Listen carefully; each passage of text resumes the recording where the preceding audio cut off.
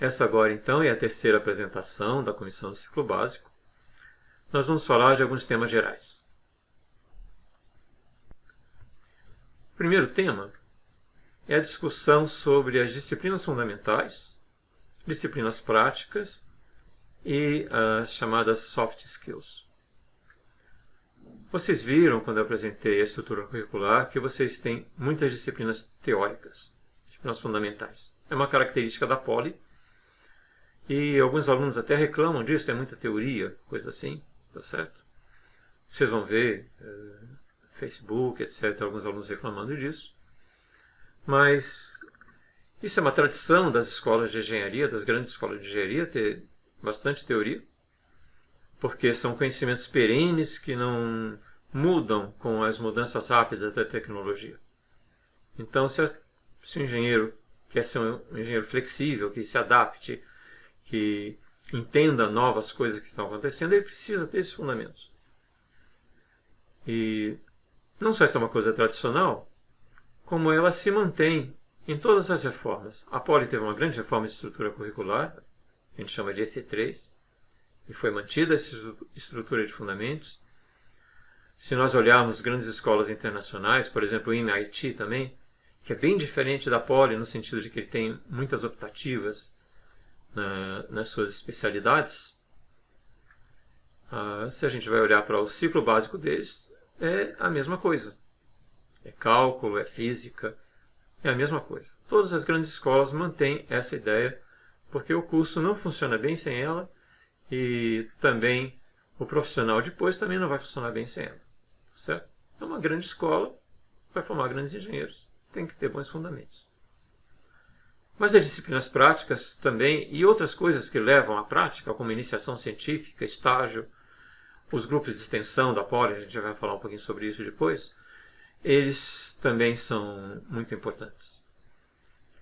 Só que esse tipo de conhecimento ele vai ter que ser sempre atualizado, porque as coisas mudam muito rapidamente.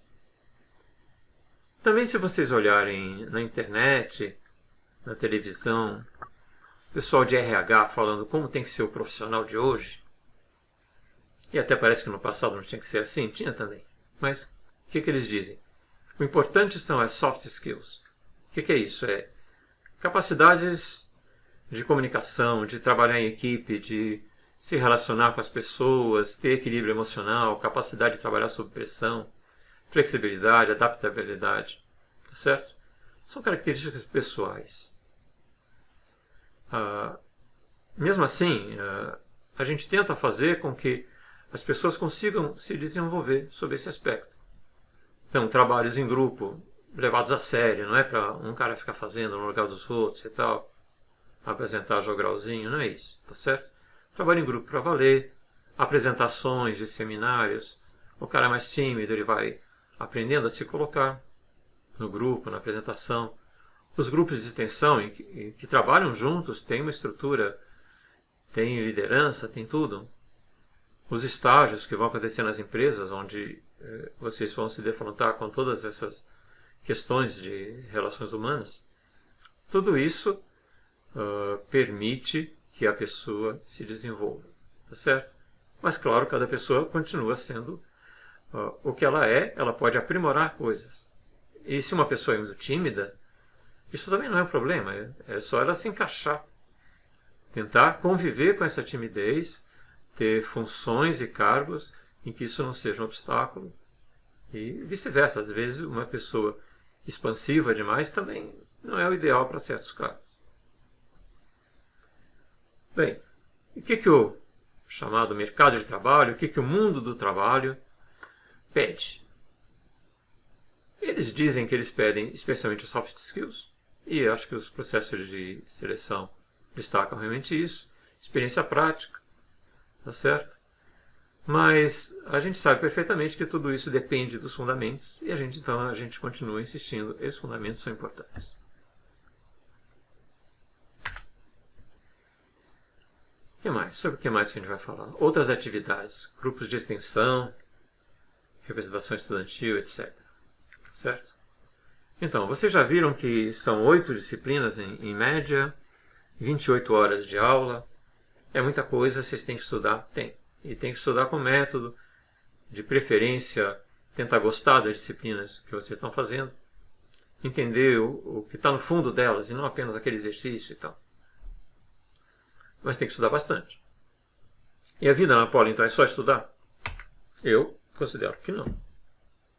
Tem muita coisa que é boa para você como pessoa e como formação pessoal e formação profissional. Eu já falei estágios, já mencionei iniciação científica, tem as monitorias que vocês podem fazer das disciplinas, ajudando o professor, etc.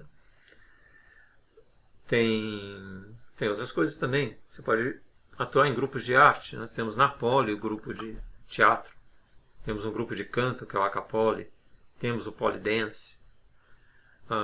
Vocês podem atuar na representação estudantil, seja como representante de classe, que é a atuação mais típica do calouro, mas tem a representação discente, que é uma representação não por classe, mas para a Poli como um todo, junto aos órgãos colegiados da Poli e da USP.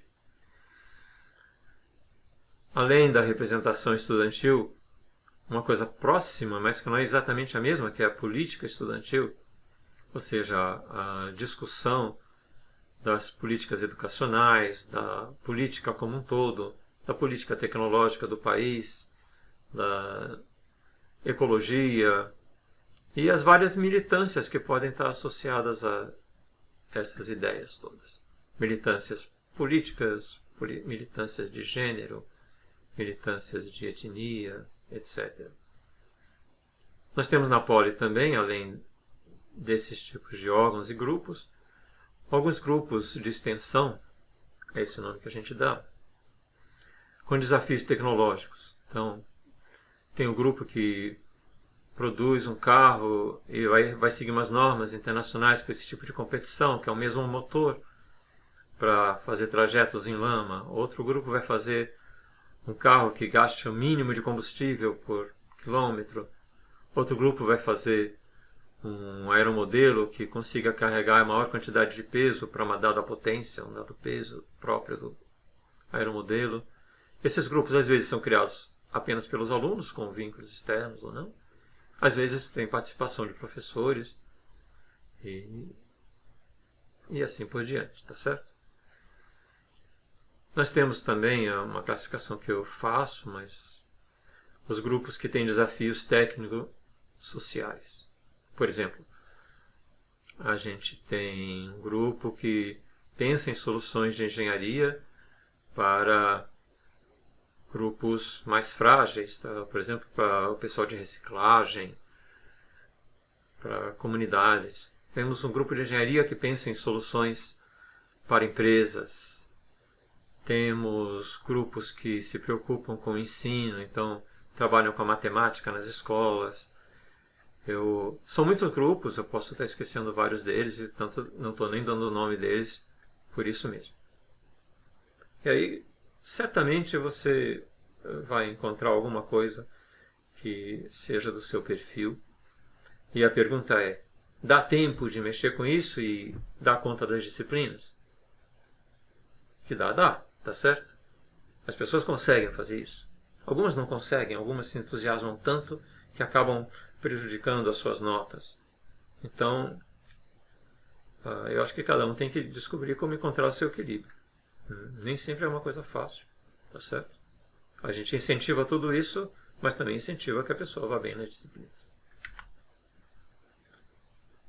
O último tópico sobre o qual eu quero falar nessa apresentação são de dificuldades, tá certo? Não vamos fugir delas.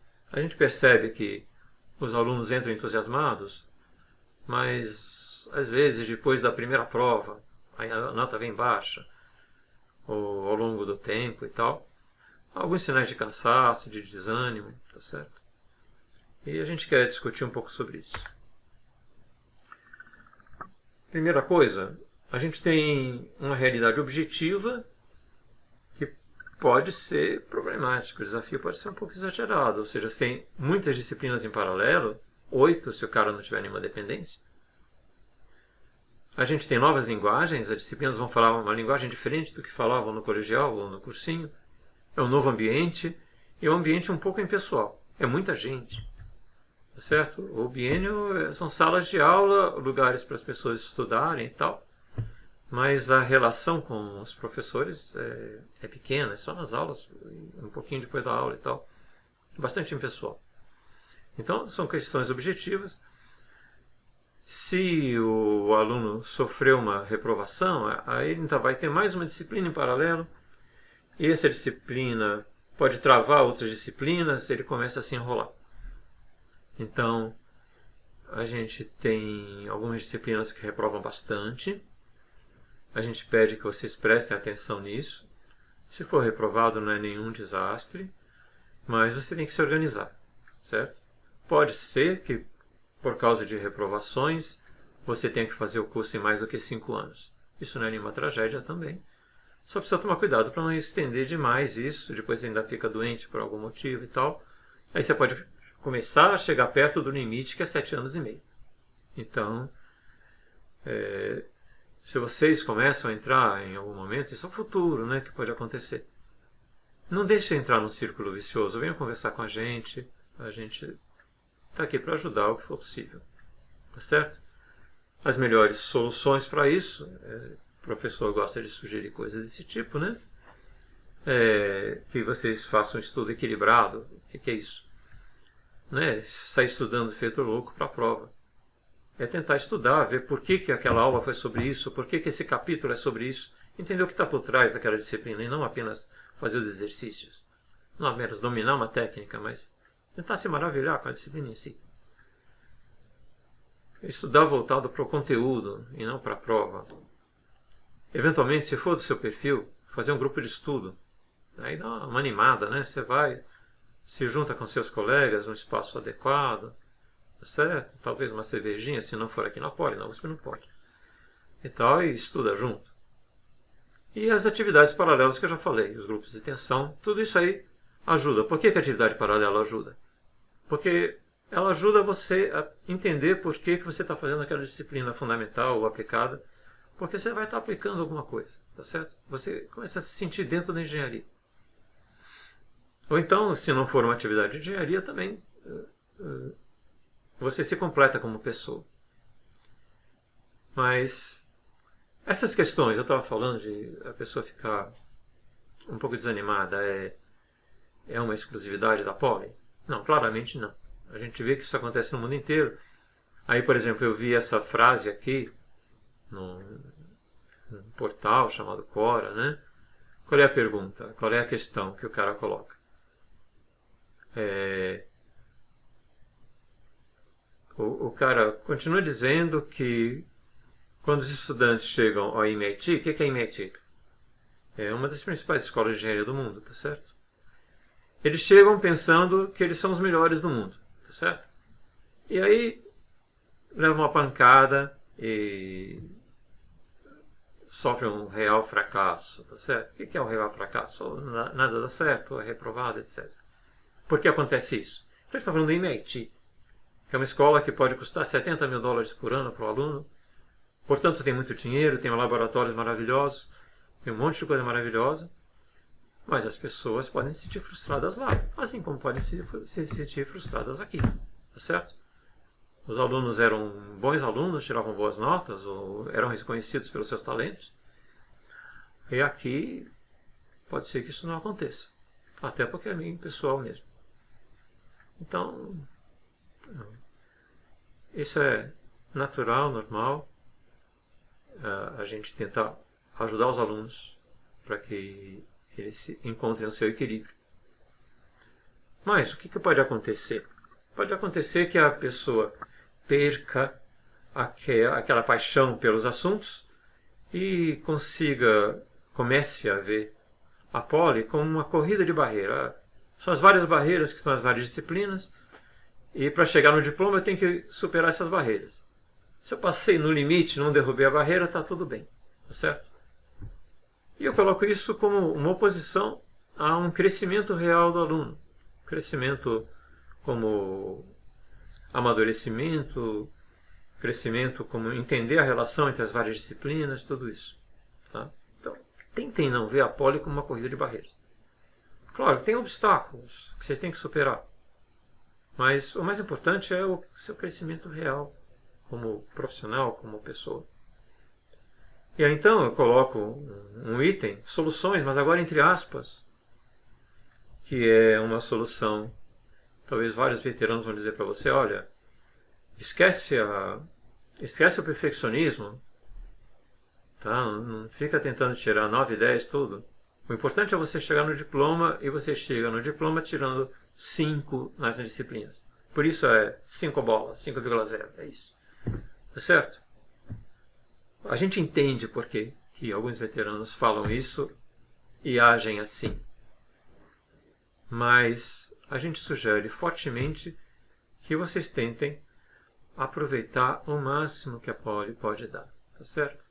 Cada pessoa vai aproveitar de uma maneira, mas certamente estudar sempre para aprender metade do que a disciplina oferece não é a maneira mais esperta de aproveitar isso que a Poli está oferecendo, tá certo? Lembrem-se, no MIT isso aí custa $70 mil.